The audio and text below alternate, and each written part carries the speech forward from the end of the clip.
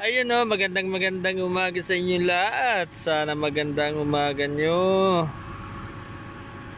Ito palang ganap ko ngayong araw na to. Naubusan na naman ng diesel yung ano ko sa makina ko.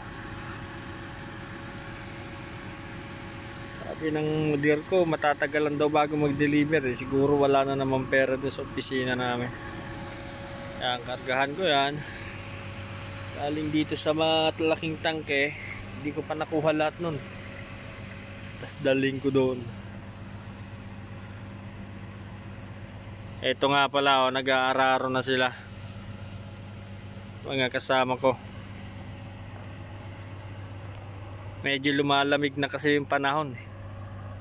O yun yung isa. Bali, dalawa sila. Sobrang alikabok ko.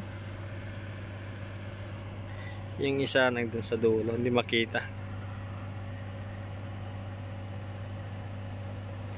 Medyo paahong kasi yan pag ano. Ayan, pangatlong araw ata nila ngayon dito. Hindi pa nila tapos, dalawa sila. Malaki talaga to, mga 42 hectares siguro to.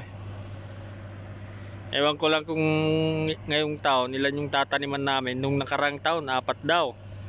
Tapos nung natapos namin yung dalawang nataniman, wala na atang budget.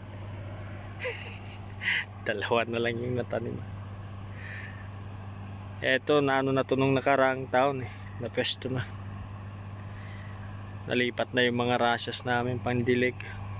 Bali yung dalawa na lang na 7 bronze yung lilipat-lipat. Sa dun sa taas, sa dito.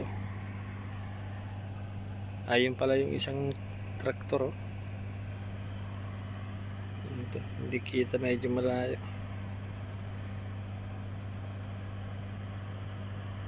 Kaherela ng mga bato. Ayan. Tapos ito, hinugot noon. Kasi pumutok yung tubo, ngayon hindi na naibalik. Wala na naman sigurong budget. Humina yung tubig niya. Tapos pinabunot. Ewan ko lang. Makabibili pa ng mga tubo na ganyan. Malalaki. Mahal din yan.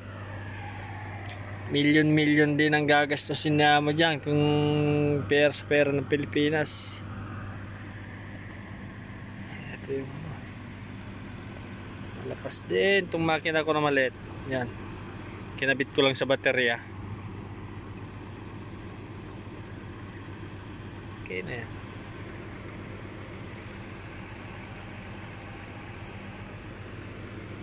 Petix lang muna ngayon dito hanggang magtanghali.